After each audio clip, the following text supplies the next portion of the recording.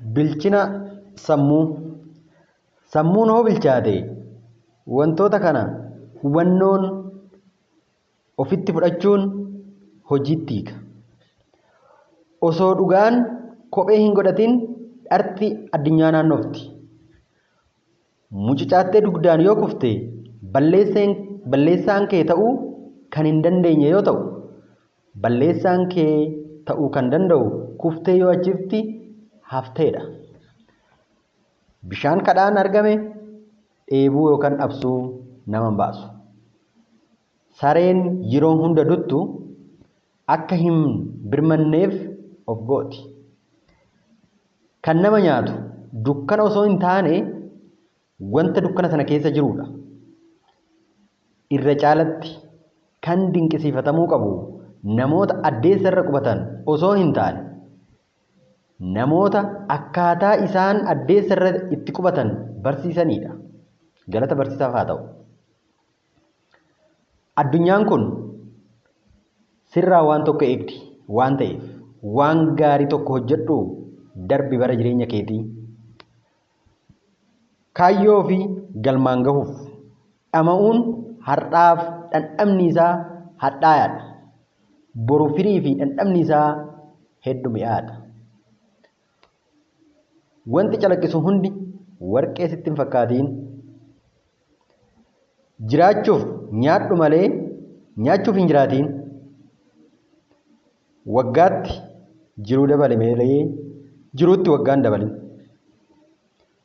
Gatii yeroo beekuu yoo barbaadde atileetii maayikiroo sekondii tokkoof mo'ame badhaasa meedaaliyaa warqii dhabe gaafadhu. Bu'aa qabxii baruu yoo feete barataa qabxii duwwaa qabxii 5 qormaata kufe gaafadhu. Aangoo qubaan si filaniin of hin tolin qubaan irraa si buusaniiti. Beekumsa qabduun hin boonin kan si caalaa beeku hedduutu jiraati. Namni ani beekadha ofiin jedhu wallaalan akka isaa lafa kanarra akka hin jirre beeki. Hanga dandeessetti bara baraan jireenya kee jijjiiri malee akka barri wal sitti hin jijjiirre. Bara rakkoo bishaantu muka namatti kora. Waan garaan namaa baatu harreen hin baattu.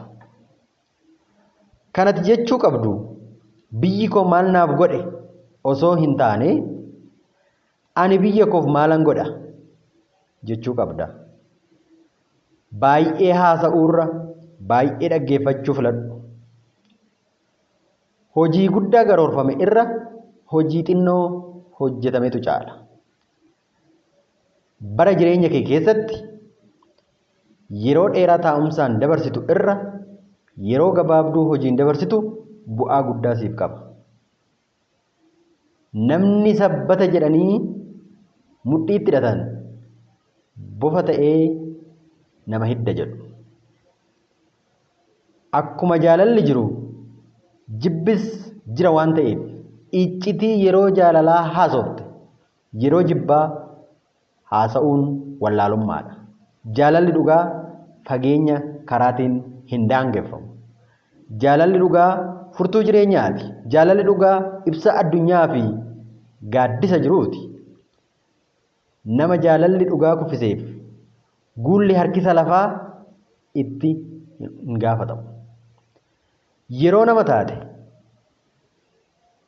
fedhii keetiif osoo hin taane kaayyoo keetiif dursa kenni.